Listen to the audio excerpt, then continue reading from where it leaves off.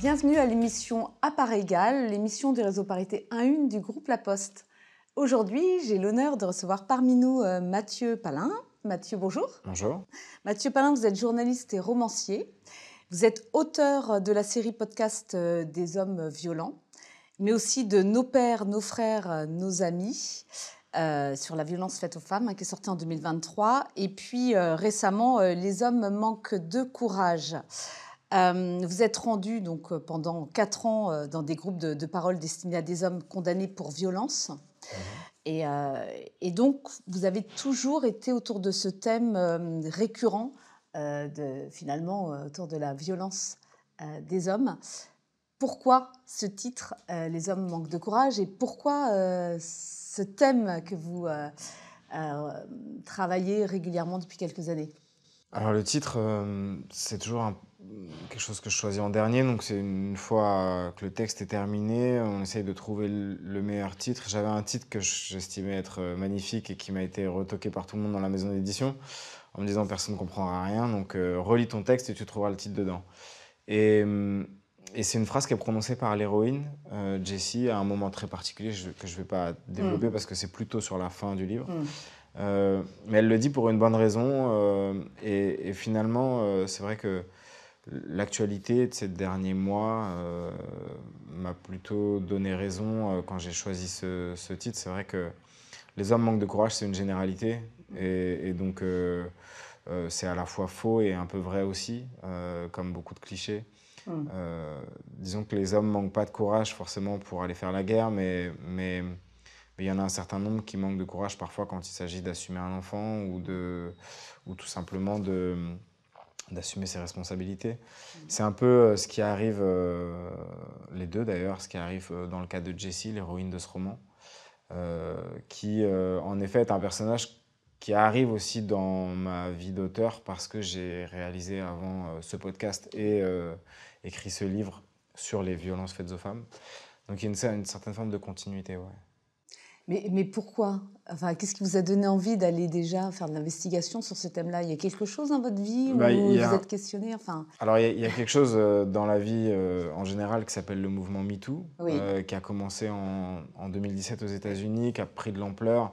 Et quand je commence cette première enquête sur les hommes violents, qui sortent donc à un groupe de parole que j'intègre en septembre 2018, qui réunit 12 hommes qui sortent de prison et qui ont en commun d'avoir été condamnés pour violence conjugale, disons que ça fait 1 an qu'infuse en moi cette idée que peut-être, en tant que journaliste, je suis passé à côté d'un sujet qui concerne 52% de la population mondiale, qui sont les violences faites aux femmes, puisque ça faisait une dizaine d'années que je travaillais dans diverses rédactions et je pouvais quand même pas me dire que j'avais couvert le sujet. Je n'avais pas écrit une ligne, ni sur les violences conjugales, ni sur le harcèlement sexuel, ni sur le harcèlement dans la rue, ni sur...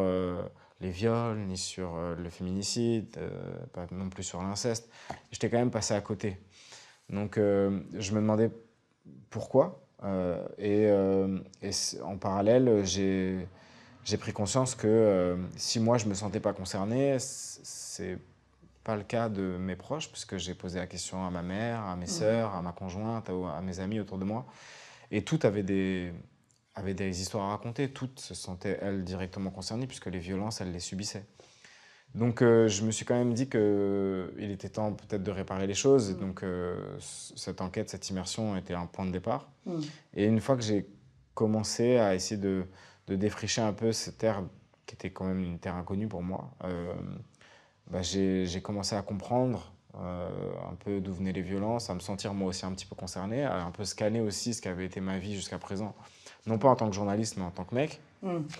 Et donc est venue cette idée de peut-être engager une enquête de terrain qui allait prendre du temps. Et au bout de cette enquête, il est difficile de redevenir la personne que j'étais avant, quoi. Donc en effet, il y a une sorte de continuité dans les projets qui sont connectés à cette prise de conscience. C'est un peu un gros mot, mais je pense que c'est réel aussi. Ouais. Vous êtes élu l'homme féministe de l'année par le média Club Elle, et vous avez dit j'ai pas tant de mérite que ça parce que j'ai pas beaucoup de concurrence. Oui, c'est vrai. Et est-ce que vous pensez que les hommes doivent plus prendre la parole? On a entendu avec l'affaire Pellico, avec effectivement MeToo, Not All Men. Mhm. Qu'est-ce que vous avez à répondre à ça? Et pourquoi vous trouvez que c'est important en tant qu'homme de prendre la parole à ce sujet? Moi, en fait, ce que je viens de dire juste avant prouve que je faisais partie de ces hommes qui ne se sentaient pas concernés. J'ai la chance d'être journaliste, de pouvoir aller sur le terrain, de me confronter au réel. Et c'est cette confrontation au réel qui m'a permis de quand même prendre conscience que j'étais moi-même ce genre de mec qui, pour continuer à pouvoir se regarder dans la glace, continue à dire « Toi, tu n'es pas concerné, toi, tu es un mec bien, tu n'es pas comme eux, ces gens moins intelligents, moins éduqués que toi. » Bon, derrière cette vision rassurante des choses, il y a quand même un déni. Et c'est vrai que je pense qu'on a fait beaucoup, on a avancé sur plein d'aspects, notamment dans la prise de conscience depuis MeToo, depuis 2018. Mais un point sur lequel on bute, c'est la prise de conscience des hommes comme faisant partie du problème. Il y a quelques mois, quand justement j'étais encore en promo pour ce dernier roman, j'avais été invité dans cette émission à 19h sur France Inter qui s'appelle Le téléphone sonne, où les auditeurs appellent pour donner leur avis. Et c'était une émission où la présentatrice de l'émission, Fabienne Sintès, avait demandé à ce que aucune femme n'appelle pour que seulement les hommes puissent s'exprimer sur la question. On était en plein dans l'affaire Pellico. Et quand je suis arrivé juste avant l'émission, elle me dit c'est dingue, on n'a jamais eu autant d'appels, le standard explose. Donc je me suis dit, bah, c'est super, les hommes se sentent concernés, ils appellent. Et quand on a pris l'antenne, presque tous les mecs ont appelé pour dire « Mais comment ça, il faudrait que je me sente concerné, c'est un scandale, mais ces mecs, c'est des malades mentaux, il faudrait leur mettre une balle dans la tête, la peine de mort. » Donc je me suis dit, on est en fait pas du tout sortis d'affaire. C'est ça. Donc c'est vrai que c'est un point sur lequel on pourrait avancer, mais c'est une vision rassurante en fait, de penser que l'agresseur, le violent, c'est forcément celui qui ne nous ressemble pas. Et chez les mecs, il y a vachement encore cette vision. Les femmes sont capables de dire « nous toutes », quand bien même elles seraient à des années-lumière sur le spectre à la fois de la situation sociale, la situation professionnelle, la situation même ethnique. Et pour autant, elles se reconnaissent comme étant victimes des mêmes violences. Les mecs n'arrivent pas du tout à se reconnaître comme faisant partie du problème. C'est toujours l'autre, le responsable.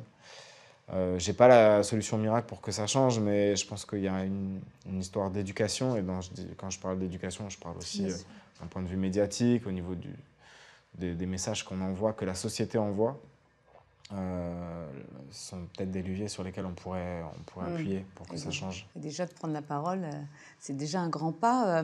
Ça nous concerne tous et vous dites notamment qu'il ne faut pas recréer, enfin faire en sorte aussi que les petits, ça fait suite à ce que vous dites, les petits garçons ne deviennent pas des hommes violents. Est-ce que vous pensez que cette violence est liée au système viriliste, patriarcal? Comment vous l'expliquez, vous qui avez été en immersion au plus près de... Comment ils l'expliquent, ces hommes qui ont des violences? Est-ce qu'ils vous parlent? Est-ce qu'ils ont une analyse ou pas du tout? Non, il y a beaucoup d'hommes qui sont violents, mais qui disent qu'ils ne le sont pas. Non, en fait, c'est pas tellement chez eux que... Alors, il y en a qui sont capables de l'expliquer, et il y en a qui expliquent que leur violence... Il y en a un, je pense à lui, qui s'appelle Romain, qui m'a dit, moi, la petite graine de la violence, je sais qu'elle est en moi depuis longtemps, et je sais d'où elle vient. Et très, très souvent, j'ai entendu ça très souvent chez plein de mecs, le responsable, c'est le père. C'est-à-dire qu'ils disent, mon père, je l'ai détesté, dès que j'ai eu la force de m'opposer à lui, il a traversé la baie vitrée, on s'est battu à main nue et tout. Et je m'étais juré de ne jamais lui ressembler. Et puis la première personne à qui j'ai pensé en garde à vue, c'est lui. Parce que voilà, j'étais en fait comme s'il y avait une sorte de fatalité grecque, tragédie. C'était la tragédie, la prophétie qui se perpétuait, et ils finissaient dans la même situation, c'est-à-dire à être eux-mêmes violents sur leurs proches, leurs femmes, leurs enfants. Donc ça, c'est une partie de la réponse, c'est-à-dire d'où vient la violence. La violence, vous ne naissez pas avec. À la maternité, vous n'avez pas en vous le gène de la violence, comme vous avez le gène des cheveux blonds ou des yeux bleus.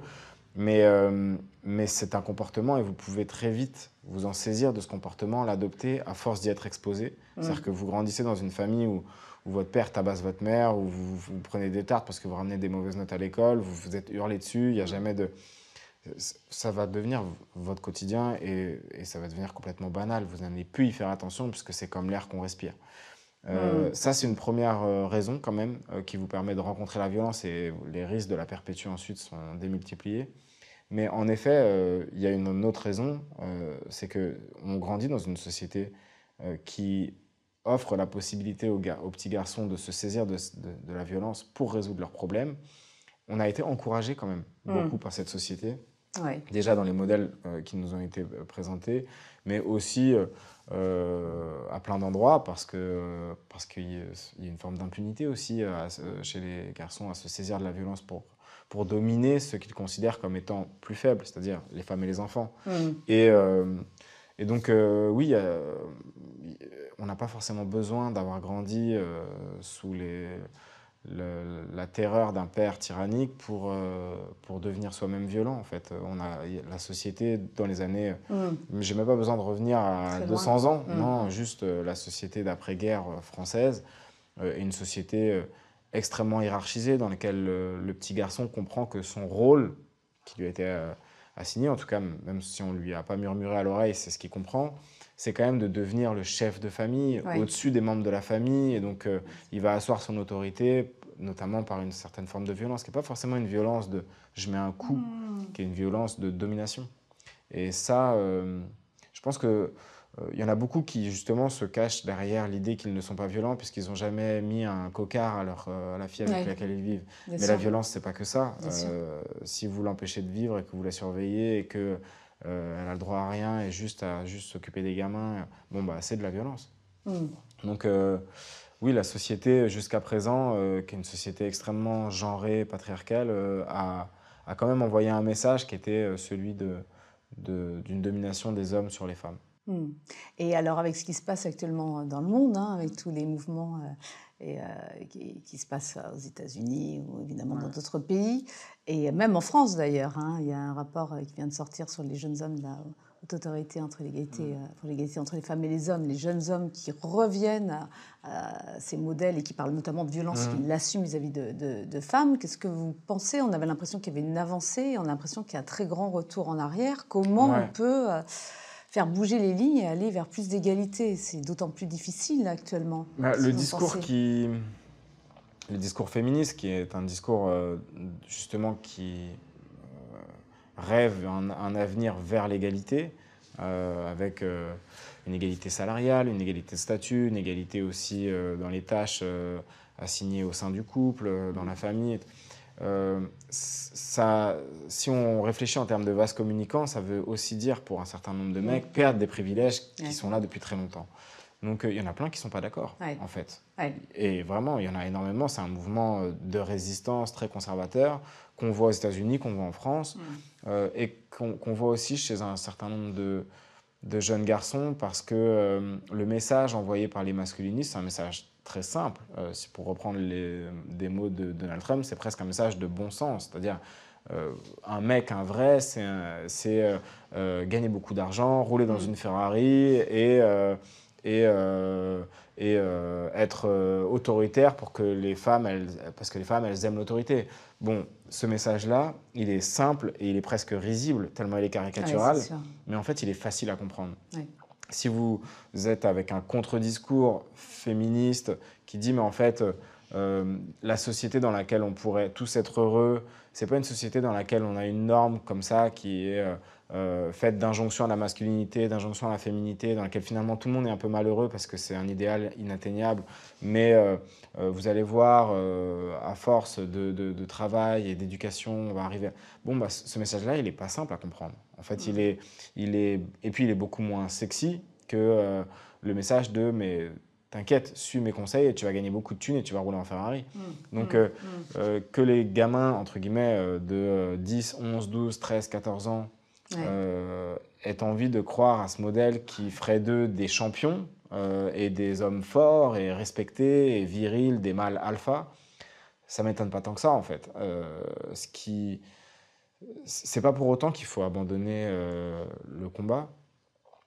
Parce que moi, je fais beaucoup de rencontres dans des collèges et des lycées. Hier, j'étais encore dans une classe de 6e dans le 20e à Paris. on voit quand même que les filles, Ouais. même de cet âge-là, de 11-12 ans, elles sont assez politisées Ouais. aujourd'hui, parce Ouais. qu'elles baignent dans ce monde-là, quel monde post-MeToo. Donc, en effet, il y a des jeunes garçons, et je me remets moi dans la peau de ce jeune garçon-là de 12-13 ans, j'étais probablement exactement comme eux. C'est pas non plus un âge, c'est un âge dans lequel on est en pleine construction, c'est la puberté. Bien sûr. Donc on est attiré aussi par ces modèles de vie qui nous envoient des paillettes dans les yeux. C'est pas pour autant qu'il faut se dire tout est perdu, quoi. Je pense que le plus gros danger, c'est pas tellement les jeunes garçons qui rêvent de rouler en Ferrari et de devenir les mâles alpha de la famille, mais plutôt les hommes qui sont au pouvoir aujourd'hui et qui ne font rien pour que les choses changent. Il y a un mouvement de recul qui est énorme et c'est pas les gamins de 14 ans qui sont au pouvoir, quoi. C'est vraiment ceux qui sont là aujourd'hui et qui mènent une politique qui... on voit en Argentine le président Milei qui veut enlever le droit à l'avortement, qui veut enlever la notion de féminicide du droit pénal. Aux États-Unis, c'est déjà à l'œuvre. Enfin, je veux dire, on est sur un mouvement de recul, un mouvement de backlash qui est assez classique, mais qui est extrêmement fort, là. Donc, c'est assez... ouais, c'était prévisible, mais c'est assez triste. Ça va vite et c'est encore plus... C'était prévisible, mais pas à ce point-là. Enfin, en tout cas, j'en ai pas forcément imaginé que ça pourrait être à ce point-là, ne serait-ce qu'il y a un an. Et vous parliez justement de courage. Je pense aux jeunes garçons dont vous parliez. Il faut être courageux aussi pour s'opposer à ça. Et même en tant que politique... comme faut avoir du courage. Le courage, vous disiez, c'est aussi assumer ses enfants, assumer ses parents vieillissants, affronter les difficultés. Est-ce que ça serait pas intéressant d'avoir de plus en plus de modèles d'hommes comme vous qui montrent que le courage et que... On a reçu une invitée, notamment Noémie Delade, qui disait aussi de montrer que c'est plus sexy d'avoir un homme, enfin d'inverser les modèles, de montrer que c'est plus sexy d'avoir un homme qui s'occupe de ses enfants, que c'est plus courageux de s'occuper de ses parents, d'arriver à changer ces modèles. Là-dessus, l'industrie du cinéma, de tout ce qu'on peut appeler le soft power, c'est-à-dire la publicité, le cinéma, les séries télé, joue un rôle quand même important. Parce que dans les années, disons, des années 50 jusqu'à aujourd'hui, les modèles masculins ont été une sorte de copie conforme de modèles clichés de virilité, c'est-à-dire John Wayne, Clint Eastwood, Brad Pitt, Johnny Depp. La liste est longue, quoi, de mecs qui... finalement, sont rarement confrontés à des questions triviales peut-être, mais des questions de gestion du conflit. Comment est-ce qu'on gère un conflit? C'est-à-dire que la violence dans un couple, c'est très souvent au moment où la femme s'en va, où la femme dit tout simplement « je ne t'aime plus ». Sont quand même des moments qui sont déterminants dans le passage à l'acte violent, puisque c'est votre ego qui est touché. C'est l'ego ou c'est un sentiment d'avoir la propriété, que la femme ou que l'enfant soit la propriété et qu'on perd... Enfin, je sais pas, c'est une question. Les deux sont liés, en fait. C'est-à-dire que si vous considérez que cette femme, c'est la vôtre, qu'elle s'en va, vous avez un sentiment d'abandon. C'est-à-dire c'est comme si vous avez été abandonné par votre mère, en fait. Vous considérez qu'il y a un truc pas normal. La société, normalement... vous a lié et ça devrait rester comme ça. Il y a ce sentiment d'abandon, qui est vraiment une blessure d'ego, est lié à une volonté immédiate de posséder l'autre. Et donc la possession, c'est aussi énormément de féminicides qui arrivent à ce moment-là. C'est-à-dire dans le moment où la femme veut partir.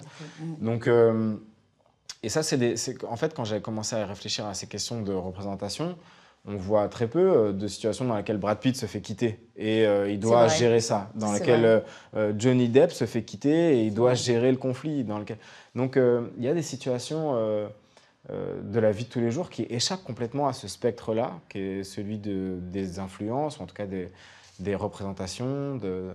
Donc ouais, je pense qu'il y a tout un champ des possibles à inventer et peut-être sortir aussi de cette espèce de représentation d'une masculinité virile, hégémonique, qui est tout le temps la même, en fait.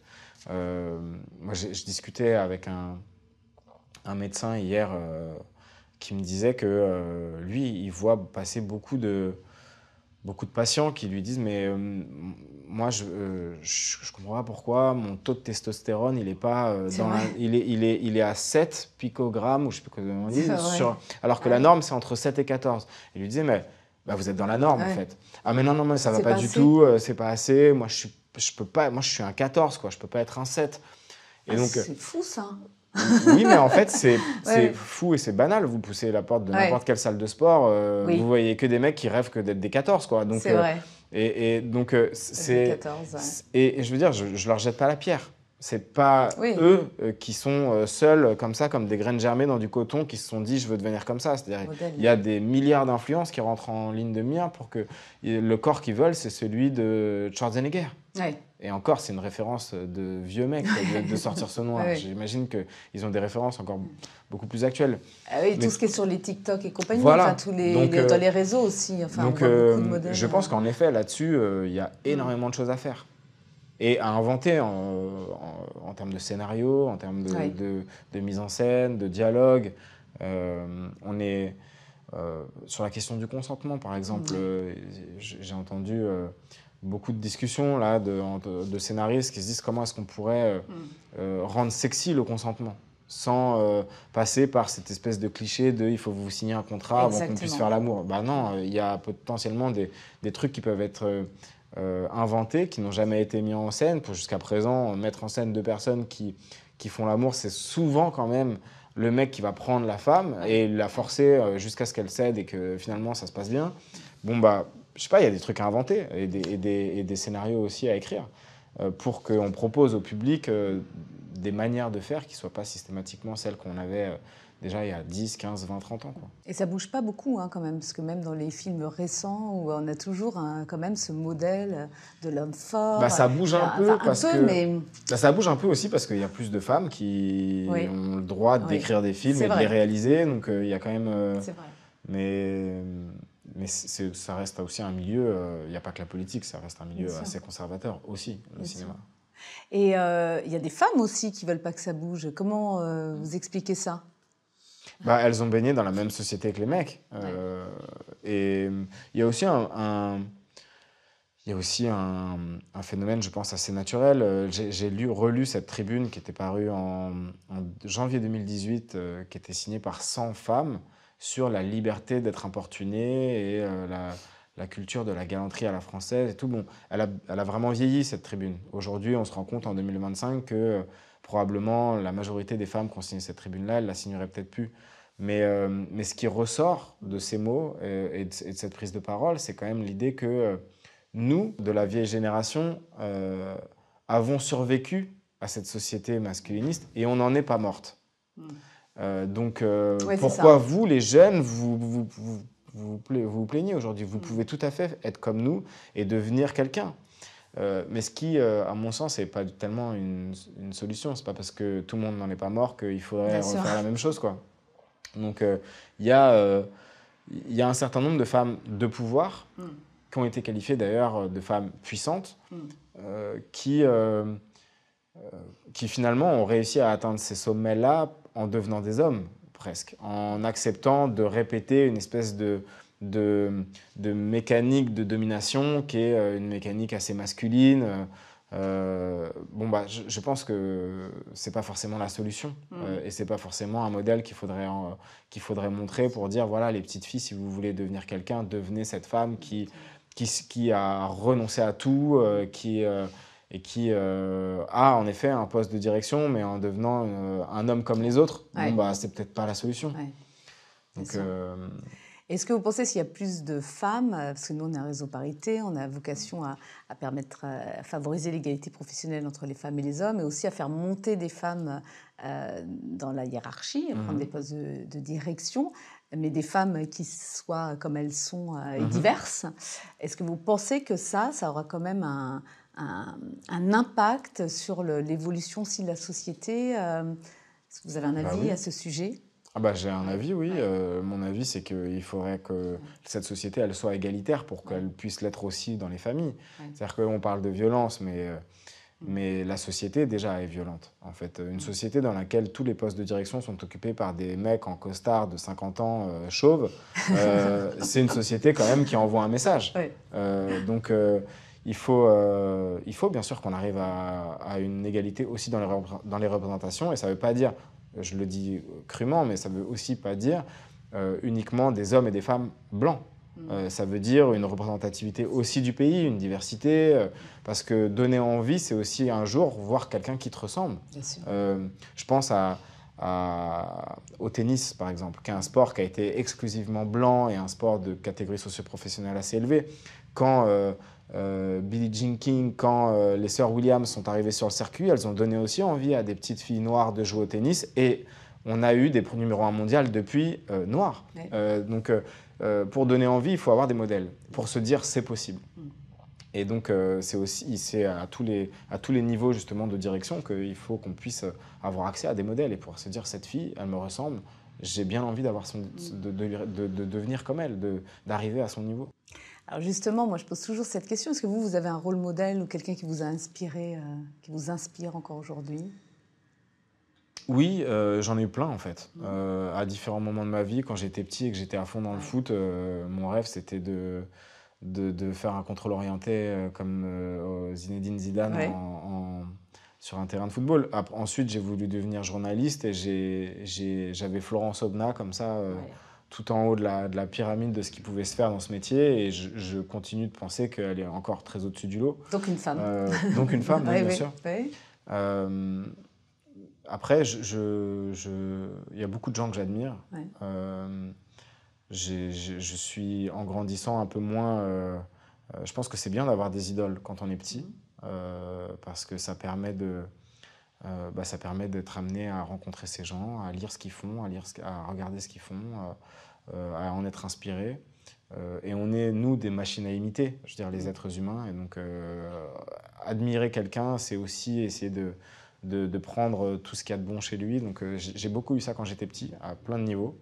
Je l'ai un peu moins maintenant parce que je suis peut-être un peu plus lucide et je sais que ça reste des êtres humains avec leurs qualités et leurs défauts. Mais oui, j'ai des gens que j'admire et que je respecte beaucoup. Ouais. En tout cas, c'est intéressant d'entendre que c'était une femme journaliste, Ouais. comme quoi le genre, effectivement, moi j'y crois, hein, mais voilà, n'est pas une fin en soi. Qu'est-ce que vous pourriez dire en quelques mots aux hommes sur comment les convaincre d'agir avec nous pour favoriser l'égalité, permettre à des femmes d'avoir la même égalité professionnelle ou même à tous les niveaux de la société avec les hommes? Qu'est-ce que vous pourriez leur dire? Quand on me pose cette question, là, je pense que le plus efficace, et ce qui a été efficace pour moi en tout cas, c'est de réaliser que ce ne sont pas forcément les autres qui sont concernés, parce que si vous posez des questions, ne serait-ce qu'aux vôtres, c'est-à-dire à votre mère, à vos sœurs, à votre conjointe, à vos amis, et que vous vous rendez compte que oui, elles ont des histoires à raconter, que oui, elles ont subi des violences, et que ces violences-là, elles n'ont pas forcément été perpétrées par cet autre malveillant qui ne vous ressemble pas, qui vit dans une grotte et qui rôde la nuit à la recherche de sa prochaine proie, que c'est quelqu'un qui, en général, est dans le cercle très proche, quelqu'un qu'elle connaissait. Ça va, je pense, pour certains, vous faire prendre conscience de pas mal de choses et peut-être vous amener à vous interroger, vous, sur les femmes avec lesquelles vous avez travaillé, les femmes avec lesquelles vous êtes sortis, les femmes avec lesquelles vous avez eu des relations amoureuses, sexuelles. Et que peut-être, si vous faisiez l'exercice de scanner vos 20, 30, 40 dernières années de vie amoureuse, peut-être que oui, en allant toutes les recontacter, il y en aurait peut-être une ou deux qui diraient « Ah bah oui, là, tu t'es pas très bien comporté ». Et ça va peut-être mettre un coup de canif dans cette image reluisante de « Moi, je suis un mec bien, je me suis toujours bien comporté avec les femmes de mon entourage et j'ai jamais rien à me reprocher ». Mais peut-être que c'est un premier pas vers une prise de conscience et vers un travail un peu introspectif qui nous permet de ne pas passer à côté de quelque chose de central, je pense. Ça veut dire que chacun doit aussi se prendre en main et avoir Bah oui, moi j'ai du mal à croire que tous les mecs là qui disent ne pas se sentir concernés n'ont jamais exercé, non pas une violence physique, mais, puisqu'on parlait tout à l'heure de domination, un rapport de domination. C'est-à-dire que moi, je l'ai vu dans les entreprises dans lesquelles je suis passé. J'ai deux petites sœurs qui m'ont bien répété. Oui, moi, j'ai exercé un rapport de domination sur plusieurs femmes avec lesquelles j'ai bossé, avec lesquelles même je suis sorti. Et tout ça sans en avoir vraiment conscience, peut-être en répétant un schéma classique que j'estimais peut-être être le schéma normal. Maintenant, si on ne peut pas faire comme si on vivait encore en 2008, En fait, on est en 2025, on est 7 ans après MeToo et c'est un mouvement qui continue de bouillonner autour de nous, qui est très actuel. Euh, il est temps de prendre conscience qu'on fait partie du problème. Donc, ouais, je les encourage à faire cet exercice. Merci beaucoup, Mathieu Palin. Merci pour vos mots, pour cette prise de conscience Merci. qui est d'une maturité, d'une avancée, qui nous fait, je pense, vraiment avancer collectivement. Merci pour ces mots pour toutes les femmes, merci. pour tous les hommes. Et je vous donne rendez-vous pour une prochaine émission d'À part égale le mois prochain.